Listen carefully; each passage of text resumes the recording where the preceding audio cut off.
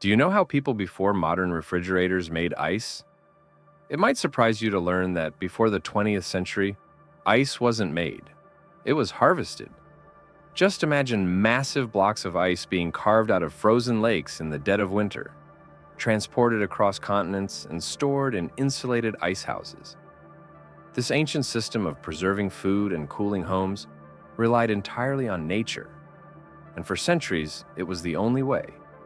But then, everything changed. Or at least, it almost did. Today, we will uncover the story about a man who tried to revolutionize the world, only to pay the ultimate price. Our story begins with a man named John Gorrie, a physician with a brilliant and unusual obsession, creating artificial ice. But why would a doctor care about ice? You see, in the 1840s, Gorrie was working in the steamy, mosquito-ridden city of Apalachicola, Florida. His patients were suffering from diseases like malaria and yellow fever, illnesses that he believed could be treated, or at least alleviated, by cooling the air. He wasn't wrong.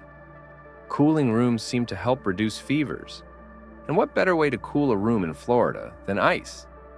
But there was one problem. Florida has no ice in the summer. So, Gorrie set out to solve this problem, a quest that would lead him to one of the greatest innovations in history, the world's first ice-making machine. Now, imagine this. It's 1851. The air is thick with humidity, and fevered patients fill Gorrie's clinic. And in the midst of this, Gorrie manages to create something miraculous. He invents a device that can compress air to cool it down, producing ice out of thin air. Literally. It was a breakthrough unlike any other. But this invention, this genius idea, did not earn him fame or fortune. In fact, it destroyed him.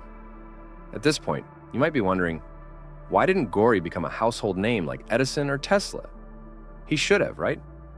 After all, he pioneered technology that would eventually become air conditioning, something billions of people rely on today. But something sinister was working against him. To understand what happened next, you have to know about the ice industry in the mid-19th century. This wasn't just a handful of men with pickaxes cutting ice from ponds. This was big business, a global enterprise that controlled entire supply chains, moving ice from the coldest parts of the world to the hottest cities on Earth. These ice barons, particularly one man named Frederic Tudor, had built an empire. And Gorrie? He threatened to bring it all crashing down. Because if you could make ice in Florida, or anywhere for that matter, why would you pay to have it shipped in from halfway across the world? Gorrie's invention didn't just change the game. It threatened the very foundation of a multi-million-dollar industry. And that's when things started to get suspicious. Gorrie worked tirelessly to perfect his machine and bring it to market.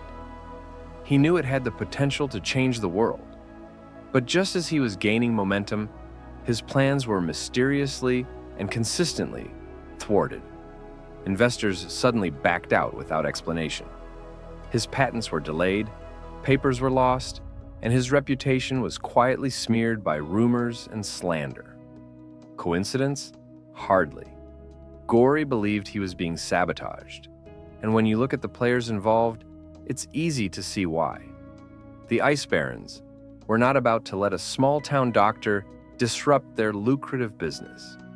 There were whispers that Tudor and his associates had used their vast influence to block Gorrie's progress at every turn. Some even suggest they went as far as to destroy the reputation of anyone who supported him. In the cutthroat world of 19th century business, there were no limits. John Gorrie, once a rising star, became an outcast, a man on the brink of financial ruin. He had sacrificed everything for his invention, his time, his money, his health, and now he was being erased from history. But this is where the story takes an even darker turn. In 1855, John Gorrie died penniless and broken, long before his machine could make the impact he had envisioned. Officially, his death was attributed to natural causes, But rumors swirled that his demise was far from ordinary. Some speculated that Gorrie had been driven to madness by the pressures and failures surrounding his invention. Others whispered of a more nefarious fate, that Gorrie had been silenced by the very men whose fortunes he had threatened.